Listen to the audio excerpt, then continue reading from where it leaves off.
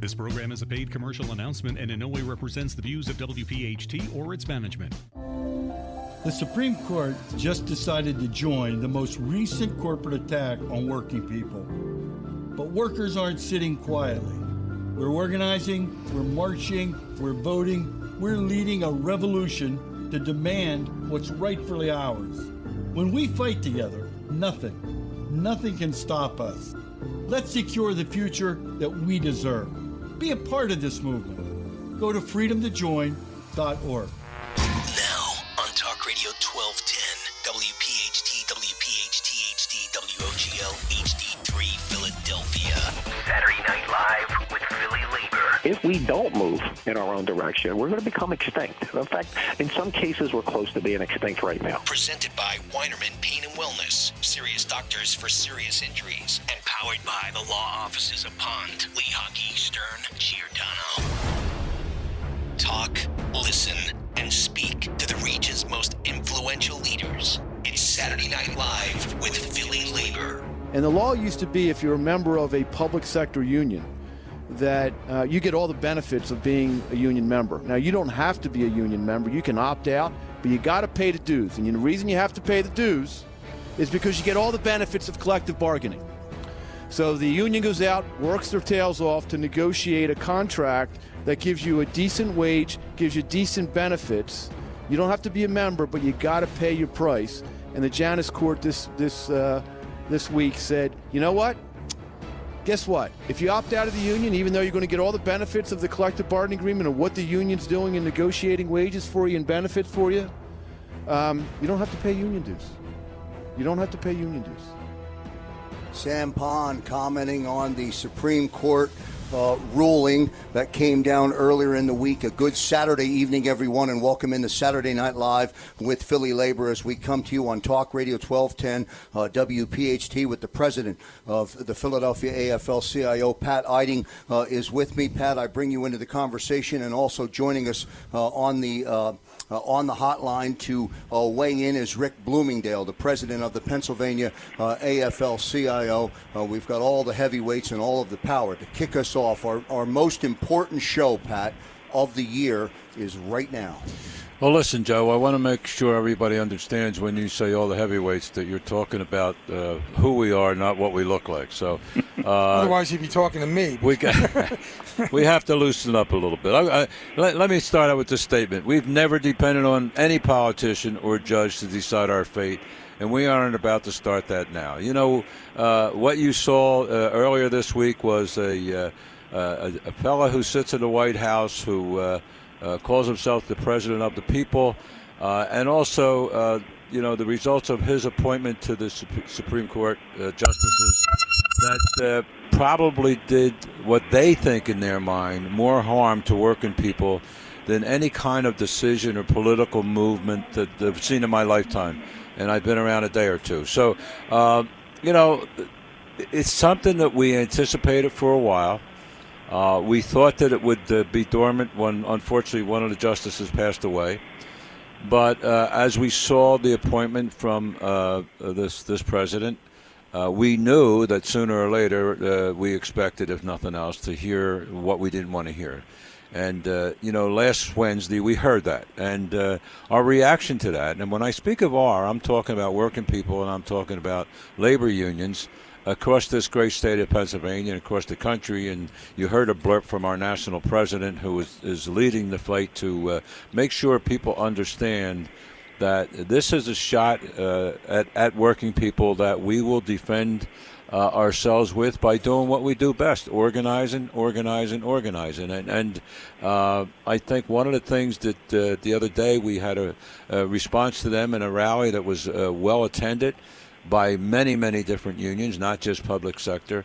And that's the message I want Philadelphians and working people to understand, that all labor is together on this issue, recognizing what this president and this Supreme Court and the Koch brothers and all their money are trying to do is destroy the last bastion for the middle class. Let's bring Rick Bloomingdale into the conversation. He joins us here on Talk Radio 1210 WPHT, the president of the Pennsylvania Afl-CIO, joining us. Rick, good evening to you, sir. Thank you for calling in. And hey, it's my pleasure to be on the show. You guys do a great job, and let me offer my congratulations to President Pat Eiding for an incredible rally on Wednesday. Just a great reaction to this horrible case called Janus. And let me just point out one thing, that, freeloading is not free speech. And this Supreme Court, by the way, an illegitimate Supreme Court, because this Neil Gorsuch, he was appointed in a way that has never been used in the appointment of Supreme Court justices in the 200 or so years of our country.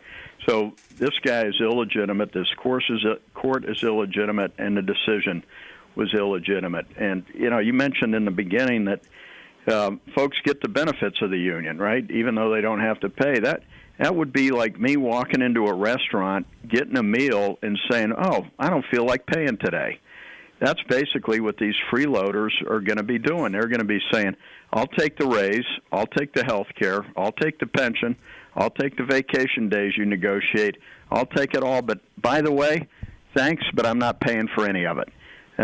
And, somehow these justices have decided that money equals free speech, which is just such a convoluted way of looking at speech that I've ever seen. But they used it in Citizens United, and today, or Wednesday, they used it to attack public sector unions. But, Pat is right.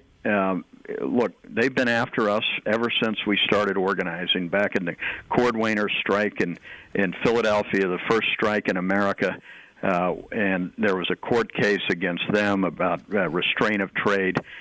Courts have been trying to destroy the labor movement for over 200 years.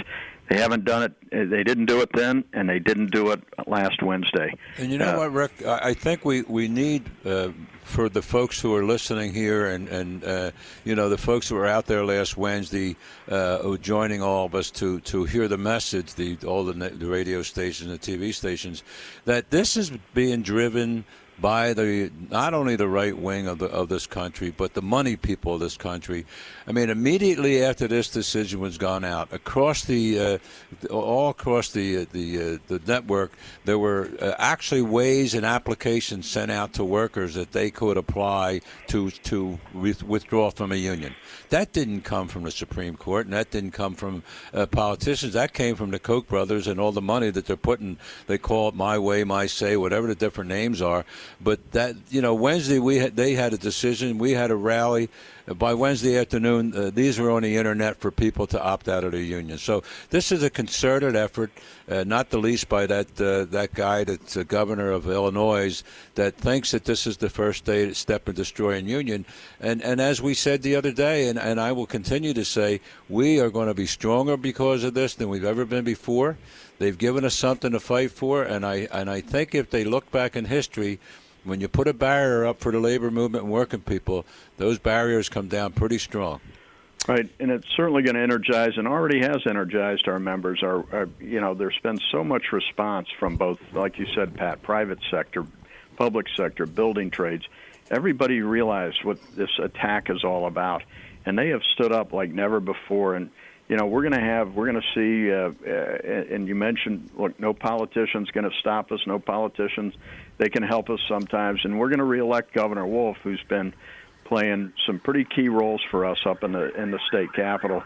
But we got a lot of work to do, and I can't be on the call the whole night. And but I just wanted to say, congratulations on your rally, and to just reemphasize what you said. This isn't going to kill us. This is going to make us stronger. Which they thought they were going to use this to kill us, but they're going to be wrong, just like they have been over the last 200 years, whether it's with guns, lawyers, judges, or politicians. They've yet to be able to destroy the labor movement, and this certainly isn't going to stop us. And you're right. I think you're right, Pat. I think it even makes us stronger. Thank you for your leadership, Rick. You bet. Rick Bloomingdale, president of the Pennsylvania Afl-CIO, joining us here on Talk Radio 1210, WPHT. Rick is out, but before we go to the break, we have a couple of minutes, Pat. I'll get you to react to what he said in terms of how he closed, and then I'll bring in Jay Doc to get him to weigh in. Dan Bauder is also with us today, and a full action-packed lineup, but let's get to your reaction first. Well, listen, Rick's a great leader of our state Fed, and they do great work, and they've been working hard in anticipation of what came down last Wednesday. I think that the fools on the other side are misguided by the fact that we're going to run away from this thing, and I think, as Rick pointed out, all those years that we had to somebody had to stand up and fight, and I can tell you for one, and I'm speaking for Rick and his people up there, we're not going to stand by and let what our forefathers fought and died for get away from us. I totally agree with that. Mobilization. We've been preparing for this for a long time.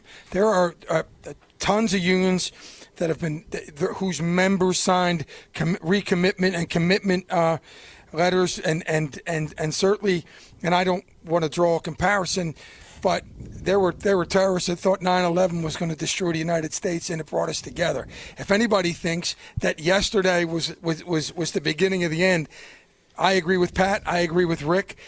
This is going to bring us together. This is going to make us stronger than ever. One of the questions that comes to the front, Pat, and we might have to rush into a break here, but we certainly can deal with this throughout the show. If the workers don't want the union, why should they get the benefit? Well, I mean, that's absolutely right. I mean, Rick pointed out, well, you couldn't go into a restaurant and say, okay, I don't feel like paying. I mean, they've been able to go on this forever and ever, getting all these benefits. And, the other part of this that people have to recognize, that the unions are made up of the members. The members are the ones that decide to have a union. So anybody that thinks it's just going to be a couple people who think they can get a free ride are going to destroy that, it's up to the members. And I got to tell you, that's who we will talk to. That's who we will work with. And the members will rise up as they have before. And there's hundreds and thousands of workers out there who would love to have representation. So we can see that these free riders are going to lose in the end. And I would bet that before this is done, many of them will want to join the union. Stay with us right here tonight on Talk Radio 1210 WPHT. Coming up on the big show, Fred Wright, president of ASME DC 47. He'll be in with us after the break. Later on in the show, Ernie Bennett from SEIU 32BJ, Lou Agre, the operating engineers local 542 will join us. And then our very final segment today, Patty Eakin from PASNAP will be with us as well as we roll along on a Saturday night with President Pat Eiding. Back in a moment. The Supreme Court just decided to join the most recent corporate attack on working people. But workers aren't sitting quietly. We're organizing, we're marching, we're voting, we're leading a revolution to demand what's rightfully ours. When we fight together, nothing can stop us. Let's secure the future that we deserve. Be a part of this movement. Go to freedomtojoin.org. I won't participate on behalf of ourselves here at Local 98 or the Philadelphia Building Trades in conversations that are purely dominated on social issues that don't affect our jobs. And back here live on Saturday Night Live with PhillyLabor here on Talk Radio 1210 WPHT. Special thanks to Rick Bloomingdale for joining us in the opening segment. We're presented by Weinerman Pain and Wellness. We're powered by Pond Lahaki. We're fueled by the Sonesta Hotel, and we're driven by Chapman Ford. I want to bring Dan Bauder into the conversation. Danny, in that opening segment we talked, there was a lot of reference made about the rally, which was on Wednesday down at City Hall. Let me give you the floor. Let me welcome you in and give you the floor to talk about the rally. Well, thanks, Krause. We had, an unprecedented and impromptu show of solidarity from unions, obviously from the public sector because of the issue at hand, but from building trades unions, from private sector unions, all there at 6th and Market outside the federal courthouse. We had fantastic coverage in the local news media from TV and radio, newsprint. Everyone was there to hear what we had to say about this issue. And it was our opportunity to say to the Philadelphia area, the labor movement is alive and kicking, and we aren't stopping. This is a bump in the road, if anything, for us. And listen, the important thing that Danny just pointed out is all the different unions are there because, this guy Wagner who thinks he wants to be the governor of Pennsylvania, one of the things he did very early on as a senator was to try to split the differences between building trades and public sector unions. And we saw that in Wisconsin. We saw it other places with the firemen and the police. It's not going to happen. Here in Philadelphia, we're as strong as you could ever be as far as a labor movement. The FOP, we walk down the same side of the street with the FOP. Firemen are part of our organization, so they're not going to get away with that here. And the reason for doing it on the steps of the courthouse is because the courthouse is where this decision came from, and we wanted to hit it right head on where it came from, so we could go forward. And so, we're ready for this. We were ready for this. It shouldn't have happened. We have a president. The first thing he wanted to talk about is Democrats and Republicans. This is about working people. How much does he care about working people? He's going to put it in a political event right away. Joining us now on the phone, Fred Wright, who's the president of ASME DC 47. He's on the line to weigh in on the Supreme Court ruling with Janus. Fred, his local just ratified a new 3-year contract earlier in the year, and we welcome him in on Talk Radio 1210 WPHT. Fred, good evening, sir. How are you? Welcome aboard, Fred. Good evening. How everybody doing tonight? Good. Good, Fred. Fred, your thoughts, your initial thoughts from earlier in the week when the ruling came down. Share with us your reaction when you saw it coming. Well, this is something that we really expected since last year when they first took up the case. Because again, this case, people need to know that this ruling, the agency ruling, went back to 1977, where the prior Supreme Court ruled that it was constitutional that people who were in the bargaining unit could be charged to get services that other people would benefit from. Now, just think about this for a minute. Where can you go and get services that don't have to pay anything for it? You can't go to any store, you can't go to any tradesman, you can't go to any building and ask for services and not pay nothing. This is what this ruling means. Janus says that now non-members, they're going to get the same wage increase, the same benefits that we negotiated at the bargaining table. They get the same thing and pay nothing for it.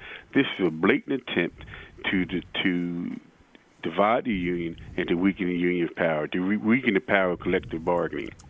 And Fred, it's pretty obvious because, the whole thing's being funded by those folks that want to tear down the union. The governor of Illinois made a very blatant statement that if we win this case, this will be the first step in taking down all the unions across the whole country. He wasn't talking about public sector. He was talking about unions. And so when you look at this and look at it at the nature of it, it's not even for the folks who, this Janus guy was put up for this thing by big money. And it's not even for those folks who are paying the dues. Most of them are probably thrilled to death to have the benefits that they have. But somebody's coming along trying to pump them up because they're trying to destroy the very thing that working people have, the very last thing that working people have is the right to have a collective bargaining agreement, the right to have a little protection so they can have a decent wage and benefits. And that's what this is about. And they can camouflage it any way they want, right, Fred? But that's what it's about. Yeah, Pat, and it's also about money and politics also. What they have seen is that the organized labor have been very, very active in politics. I mean, they started this, when the election of Barack Obama in 2008. They saw us partnering with community groups, civic organizations, electing the first African-American president, and the soldiers we put on the ground to do that. So what they have done, this, again, Scott Wagner started from Wisconsin. They went right after the unions because they said, listen, if we cut off the dues money, that's less money that can fund progressive candidates that stand up for working people. Again, this is not about Democrat, Republican, because as you know, in the past, when Republican candidates supported workers, we supported Republican candidates. Absolutely. Okay, but every Republican candidate, would talk about right to work and rolling back health care and taking our pensions away. Of course, we're going to support candidates who support working people. So not only this against collective bargaining, but this is against all political strength in the polling places. Fred Wright is joining us by telephone, along with Pat Eiding, J. Doc, and Dan Bauder. I'm Joe Krause. John Tillman is the attorney from the Liberty Justice Center who represented Mark Janus. I want you to listen to a quote earlier in the week. He was on with Dom Giordano right here on Talk Radio 1210 WPHT. I'm going to play an audio clip of that. Then I'm going to go around the horn. Pat, Fred, J. Doc, I want you guys to react, if you will, to the quote. Well, the Nancy Pelosi's long been a great expert at the big lie, and that's the biggest lie in this case, because the unions themselves lobbied and asked for laws to be passed that allowed them to represent workers that had opted out of the union. So they asked for those free riders, and of course they're not free riders.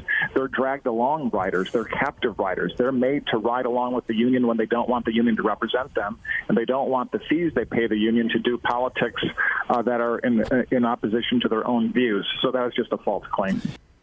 Well, listen. First of all, that's the same rhetoric we've heard. The truth of the day is that most of these people, even though they didn't pay dues, they were able to reap the benefit of all the different work that goes on. The whole idea of the fair share is that, we go out there and we as a group, we negotiate benefits, we negotiate fair working places, safe working places. They get the benefit of all that. And somebody wants to sit there and say they don't want to get that, then what the justices should have said is, okay, then let them go on their own.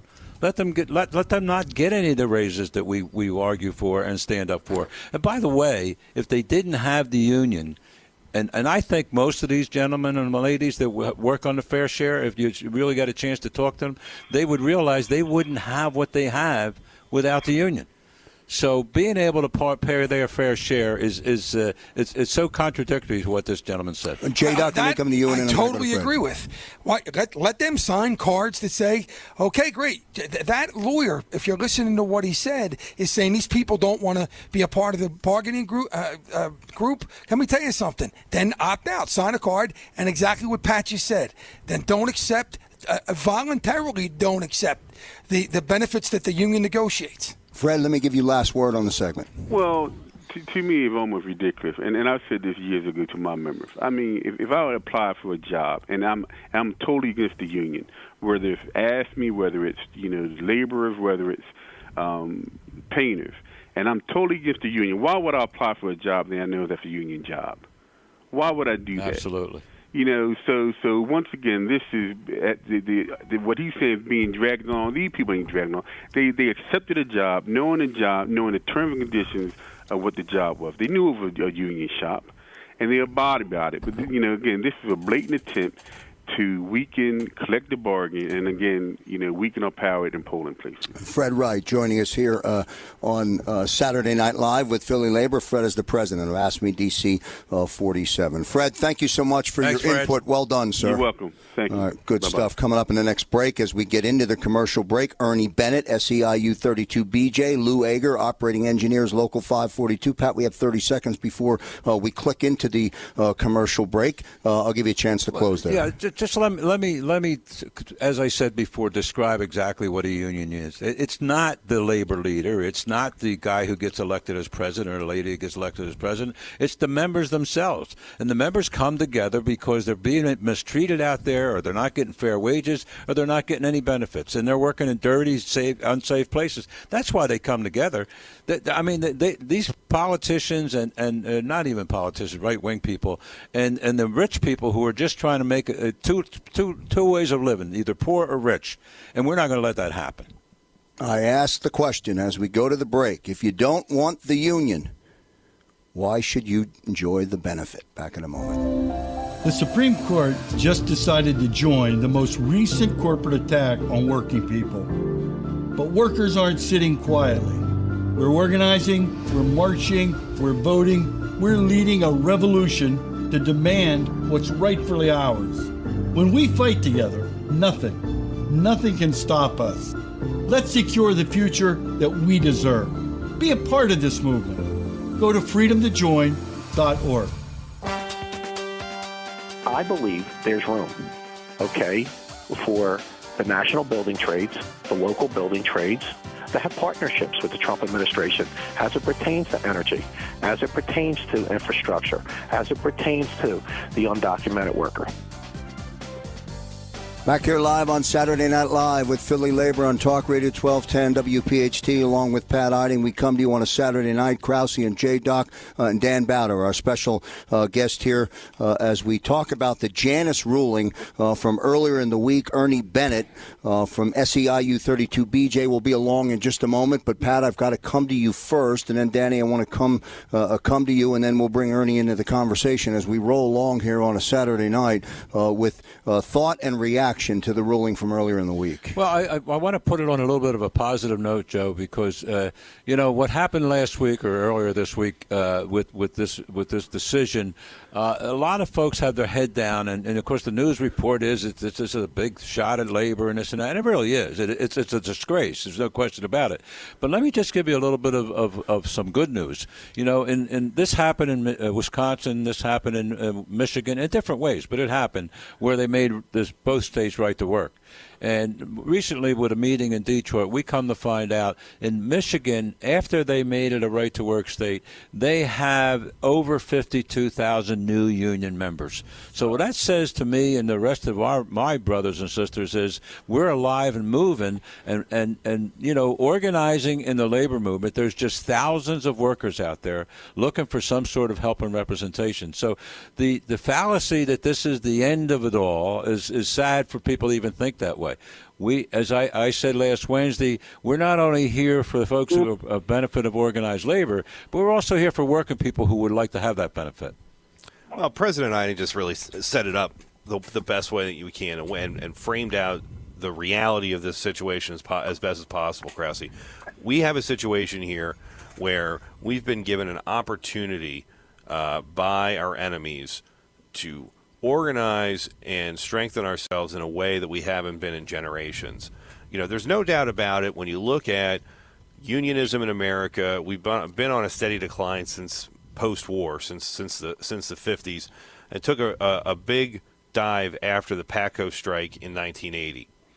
This is an opportunity for us to reverse that trend. And if you look at the way things have been going, the way things are organizing, the areas and industries that we're organizing, that we're moving into, where we're finding workers who are ready for a union, there's so much potential for the labor movement to grow even stronger and beyond what it was in my grandfather's day. And just the point that Danny made a point about the decline of union members, but instead of folks realizing why the decline was, it had nothing to do with the people that want to be in a union. The jobs, people like Trump and other people shipped all the jobs to other countries. The jobs that we had when I grew up in Philadelphia and Kensington, where you could walk down the corner and get a job at a carpet mill, or you get a yarn mill.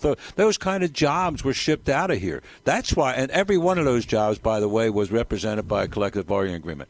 And those jobs being shipped out is why the decline of the labor movement had nothing to do, quite honestly, with what these folks want everybody to believe, that we lost the concern for people, or the working people themselves didn't appreciate the union. That's the most false statement and background that I've ever seen, and people just don't want to admit it. Let me introduce our next guest from SEIU 32BJ with his own personal quote. It's up to us to show the strength of our unions and solidarity in a country that is attacking what our grandfathers and mothers worked for. And I bring Ernie Bennett into the conversation to join us. Ernie, I welcome you into Saturday Night Live with PhillyLabor. You're on with Pat Eiding, J-Doc, Danny Bauder, and Krause as we come to you on a Saturday night. Hi, Ern.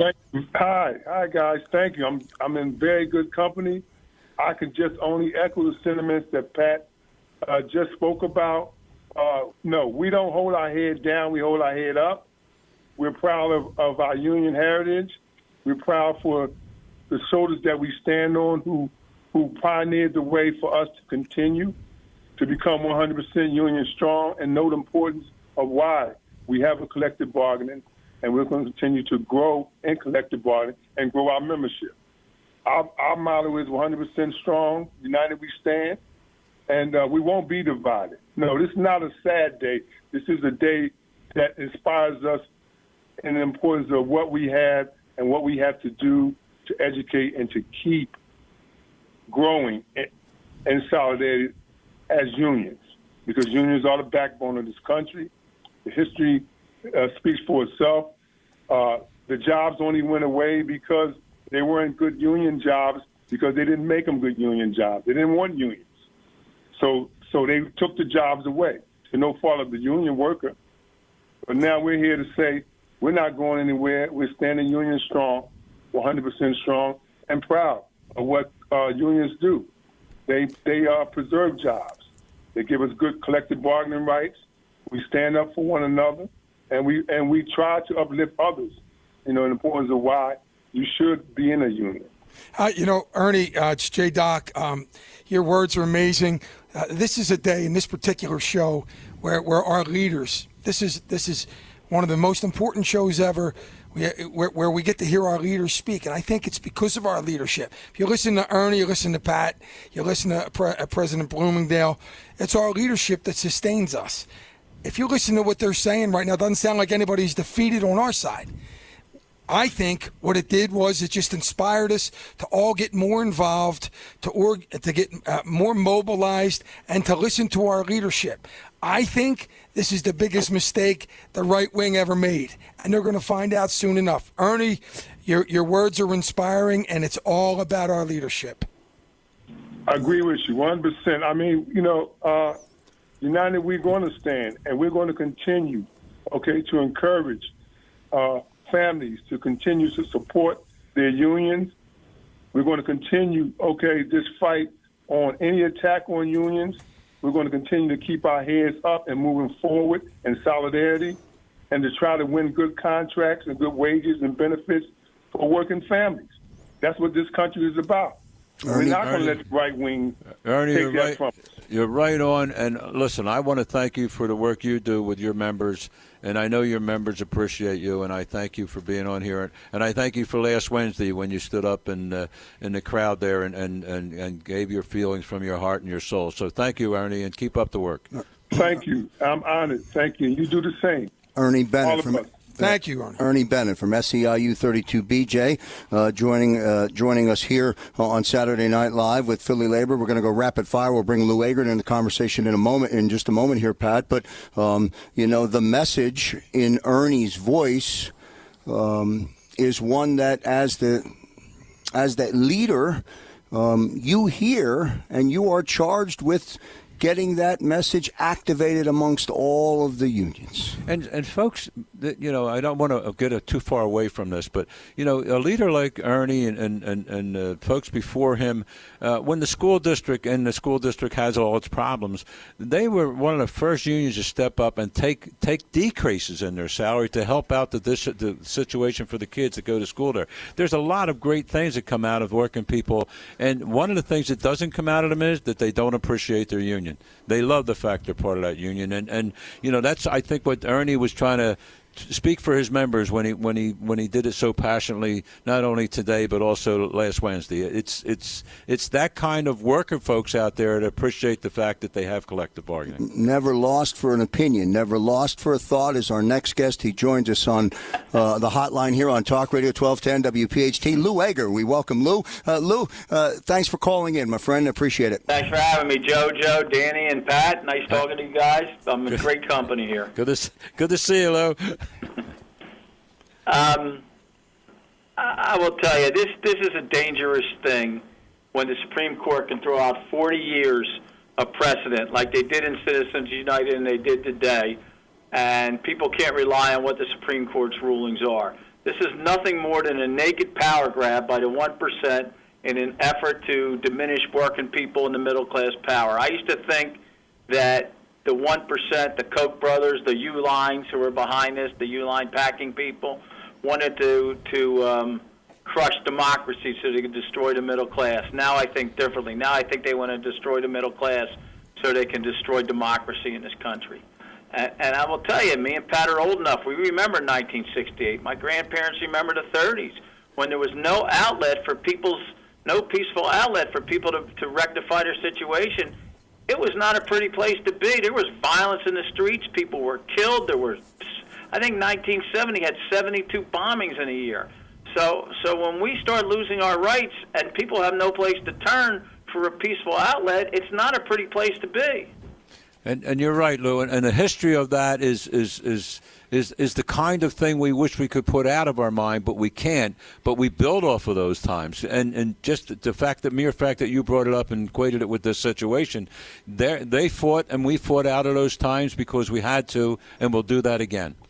Lou, I think about the men and women who worked on the railroads, built the Transcontinental Railroad, and going back and forth. And the famous quote from Gould, the railroad baron, said, "I can hire one half of the working class to kill the other half." And I feel like we're here in a moment in history where we have those same robber barons in the Koch brothers, in the other so-called titans of industry, the Bezos and people like that. And we have an opportunity now where the issues of working people and the things that unions organize around are more popular than ever. And we can galvanize that moment and make for a real change in the way that our country operates. You know, it's interesting. I just saw a poll the other day that millennials now have a 76% favorable opinion of unions in the labor movement. And I think that's something we can build on. I also think that as soon as we solve the immigration crisis, you talk to people of my grandmother's generation who learn how to speak English in their union hall. And I said, these people did not cross that river for a minimum wage. They crossed that river for the American dream. And if you're a working person, a union job is the American dream. Lou Agre joining us here on Talk Radio 1210 WPHT. As we say goodnight to you, Lou, I can let you leave the radio program knowing that you lived up to your billing. Well done, sir. Thanks, Joe. Thank you, Lou. All right, good stuff from Thanks, Lou Lou. Agre. We roll on here on a Saturday night. It's Saturday Night Live here on Talk Radio 1210 WPHT. Patty Eakin will join us when we come back after the break. We'll continue with Dan Bauder, J-Doc, Krause, and the President, Pat Eiding. Back in a moment. The Supreme Court just decided to join the most recent corporate attack on working people. But workers aren't sitting quietly. We're organizing, we're marching, we're voting, we're leading a revolution to demand what's rightfully ours. When we fight together, nothing can stop us. Let's secure the future that we deserve. Be a part of this movement. Go to freedomtojoin.org.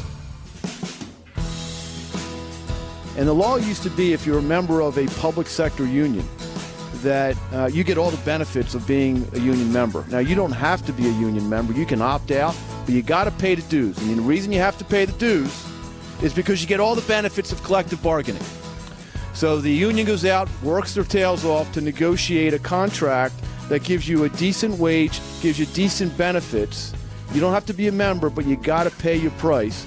And the Janus court this week said, you know what? Guess what? If you opt out of the union, even though you're going to get all the benefits of the collective bargaining agreement and what the union's doing in negotiating wages for you and benefit for you, you don't have to pay union dues. You don't have to pay union dues. Welcome back here to Saturday Night Live with PhillyLabor on Talk Radio 1210 WPHT. As we close the show in about 10 minutes, stay with us. We'll take you back to earlier in the week. We'll play some audio clips in real time from the rally on Wednesday. So Patty Eakin is with us. Patty is has been for a long time the president of PASNAP. Probably a union that's done more good work as far as organizing in and around our city with nurses. And Patty, I don't want to take away your thunder, but what the world should know is those folks who are nursing and taking care of our sick had more to gain than money and benefits. What they wanted to do is be able to service the sick better, and I think that's probably an army of members that probably are some of the best in the country when you look at union membership and how strong it is. What do you think, kid? Well, I think you're absolutely right. I think nurses, I believe, want to join unions because they want a chance to advocate for their patients, have a voice on the job, and advocate for patient safety. When we did all of our organizing in the city of Philadelphia back in, we had a big wave of organizing at Hahnemann, St. Chris, Einstein, and DCMH, out in Delaware County. But all the nurses wanted to do was be in a union where they could fight for safe patient limits and for equipment and for respect on the job for the professionals that they are. And that's why they did it, not for money. And they fought very hard to be in the union. Of course, they're not in public sector, but we do have a lot of members, in thousands of members who are public sector. We have the registered nurses and the allied professionals at Temple. And those folks, there's about 2,000 of them, and they fight hard every day to give the best possible patient care to, patients who come in, many of them with a lot of needs, because that, Temple services a really poor community, one of the poorest in the country. And in order to give safe patient care, you have to have a voice on the job and to be able to have enough staffing. And Patty, that's what we fight for. It's our big thing is staffing. The key to aside from the fact that what you said about caring about the patients, and we know that, and I've had the thrill and the honor of being able to be part of a lot of the work that was done to organize the nurses. But the thing that I think the key, and what I really hope folks are hearing here, the nurses wanted to have a collective bargaining agreement. They didn't get forced into a collective bargaining agreement. They stood up and they stood out on the street corners because they thought it was better for their patients and better for them to have some sort of representation and some sort of protection. And so I think that message, and I know I keep jumping around with the message because I really want to hit all the brothers and sisters out there who have the benefit of a collective bargaining agreement so they don't forget what they have. And I think your recent organizing drive and your leadership, but when I talk to your members who are members now, they wanted to be union members.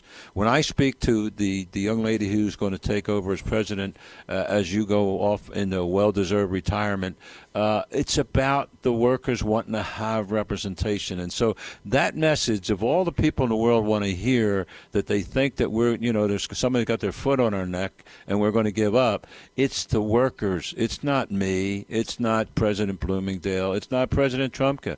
It's the workers who will stand up at some point in where they have, if they have some sort of a job, they'll stand up and want to be treated like human beings. So, before I go any further with all my talk, and I want to personally thank you publicly for the great work and leadership you've done, not so much pulling people along, but getting to get with people, find out what their needs are, find out why they needed some representation. And you did such a great job, not only for your members, but for all the members, because you led the way as a vice president on our council.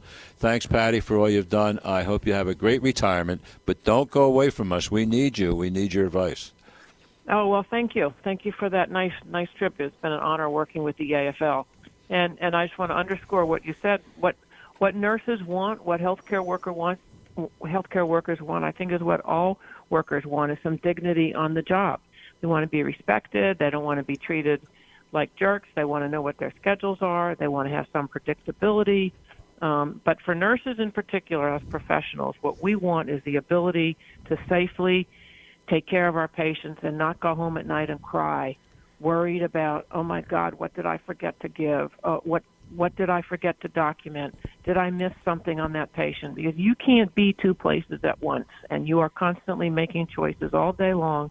Am I going to take care of Mr. Eiding with his chest pain over here, or am I going to take care of Mr. Dougherty with his shortness of breath over there? You have to constantly be stretching yourself into two or three people, and it's scary. And they're professionals. That's what they want. Yes, thank you. They want to be able to protect their license and give good care to everybody. Patty Eakin joining us here on Saturday Night Live with PhillyLabor. Patty, thank you so much for calling in. Appreciate it. Okay, thank you. Thank you, Patty. Thanks, Saturday Night Live with PhillyLabor on Talk Radio 1210, WPHT. We've come full circle in the hour. We've got about 3.5 minutes left. J-Doc, I know you want to weigh in. I'll give you a chance, and then I want to come to Pat. Patty said a lot of things about the nurses and what they want every day, and I think it's really what all workers want. Dignity on the job, standards, working standards, conditions. How can you vote against that? In my opinion, I just can't imagine the type of human being that would opt out of the ability to be represented and then still enjoy the benefits that other individuals are fighting for on a daily basis, without help in that movement, it's a race to the bottom. Who's going to negotiate for you when this thing goes down? You know, sign a card that says you don't want to accept those benefits. It's just it's unimaginable. It's a confusing question, Pat. I mean, it really is. I mean, to the average, not even average, just to the listener out here on Talk Radio 1210 WPHT, is it as simple as if you don't want the union, you shouldn't get the benefit? Well, it's probably not that simple, because it became more complicated by the fact that folks accepted this ruling that was done many years ago and have worked very, very clearly without having any whole animosities or any regrets for doing it. There may be a few people. Listen, there may be folks who are members of other unions that for some reason or other have an angst about the leadership, or maybe they didn't get as much as they thought they should have gotten. There's all of that. But what I would say to that, Joe, and what I would say to our brothers and sisters who have the benefit of a collective bargaining agreement out there, take a minute and think about it.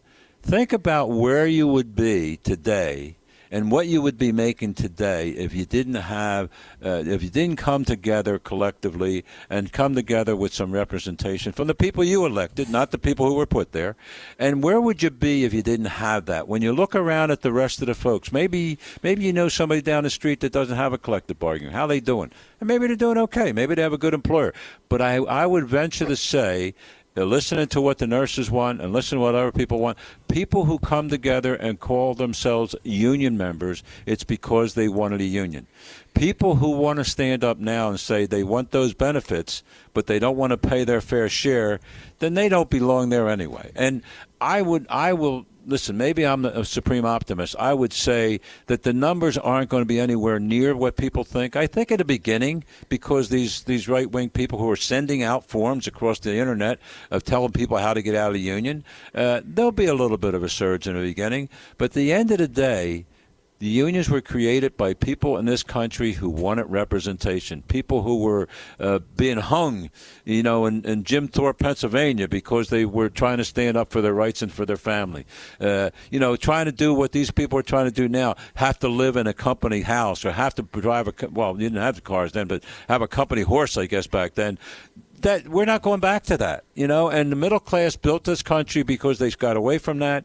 This is the same middle class is going to recognize why they have a collective bargain, why they want it, and why we should fight like heck to make sure that we don't let them take that right away from us. As we say goodbye on a Saturday night here on Talk Radio 1210 WPHT, we run some raw audio clip from the rally on Wednesday at City Hall. Good work by Dan Bauder getting all of that. Courthouse, Joe. Courthouse. We had to take it where it was. Take it to the courthouse. So enjoy some of that look back in time. Good night, everyone. So if I could thank those crazies on the right for one thing, it's bringing us together.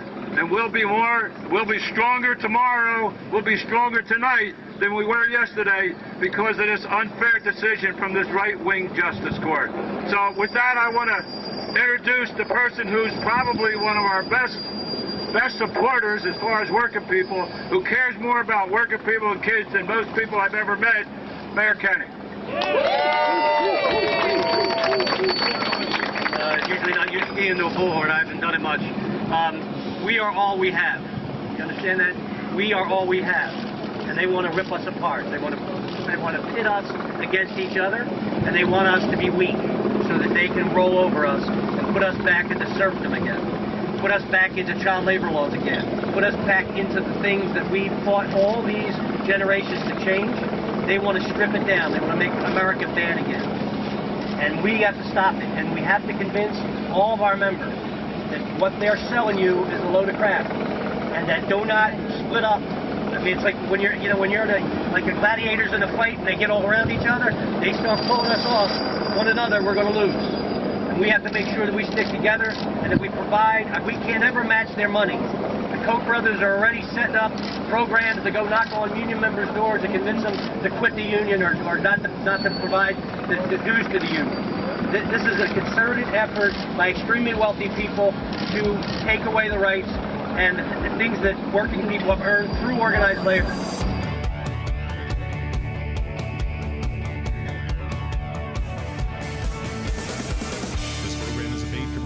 announcement and in no way represents the views of WPHT or its management.